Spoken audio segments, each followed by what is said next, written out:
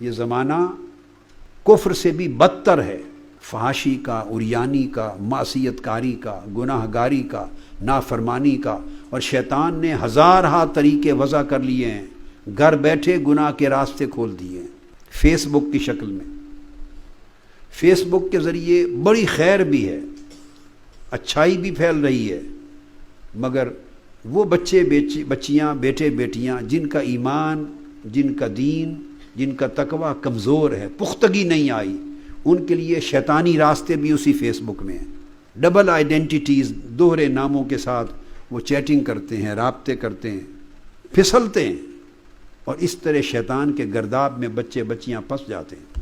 اور یہ اس وقت تک اس کا تدارک نہیں ہوتا، اپنی زندگی میں دوغلا پن آ گیا ہے، نماز بھی پڑھتے ہیں اور نافرمانی بھی کرتے ہیں،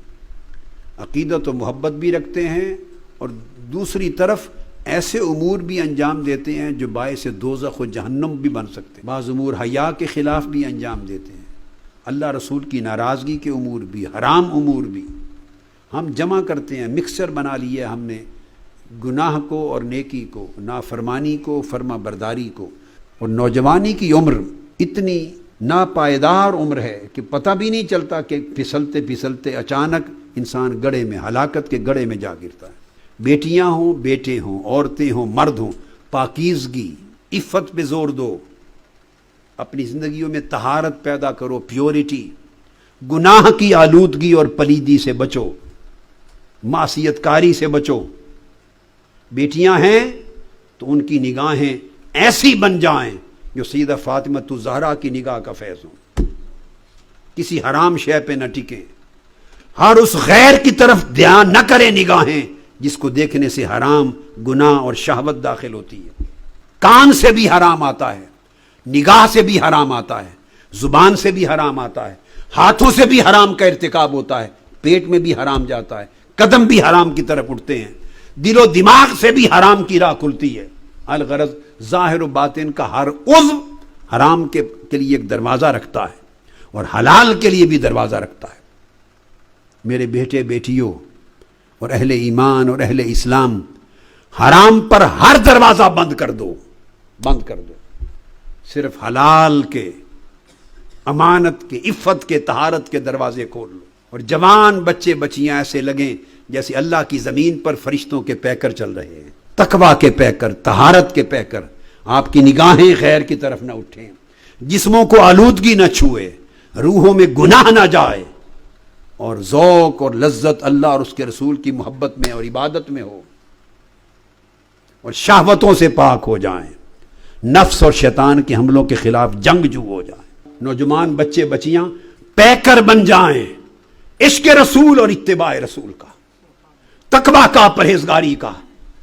اور میرا دل خوش کرو میرے بیٹے بیٹیوں، تمہاری آنکھیں اللہ کی محبت میں برسا کریں اور تمہارے دل خدا کے خوف میں تڑپا کرے، تمہاری جبینوں کو سجود کی لذت ملے،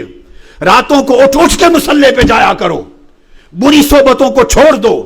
بری سنگتوں کو چھوڑ دو، لعنت بھیجو بری صحبتوں اور سنگتوں کو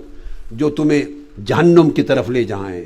اللہ سے دور کر دیں۔ کب آئے گا وہ وقت جب میں وابستہ سب نوجوانوں اور آقا کی امت کے جوانوں کے چہروں پر عبادت کا نور دیکھوں گا؟ کب آئے گا وہ وقت جب آپ کی جبینیں سجدوں کے نور کی وجہ سے چمکیں گی؟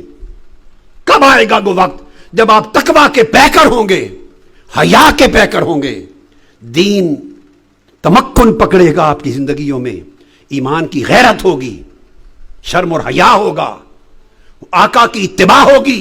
اولیاء صالحین کا طریقہ آپ کی زندگیوں سے نظر آئے گا۔ اور یہ بھی عرض کر دوں، بعض اوقات زیادہ وقت عبادت میں، طاعت میں، خیر میں گزرتا ہے، طویل عرص، ایک لغزش آتی ہے، بس زمانے کے بعد، عرصے کے بعد ایک بار پاؤں پھسلتا ہے، ایک چشم زدن میں صدیوں اور سالوں کی محنت برباد چلی جاتی ہے۔ بس اللہ سے دل لگاؤ، میرا یہ درس ہے، ہاتھ جوڑ کے التجا کرتا ہوں اپنے بیٹوں بیٹیوں کو۔ جوانی کا وقت ہے بیٹو، میری بیٹیاں، اس جوانی میں جو جڑ گیا وہ کٹے گا نہیں۔ یہ جوانی کا وقت ہے، جڑنے کا وقت ہے، مولا سے عشق کرنے کا وقت ہے۔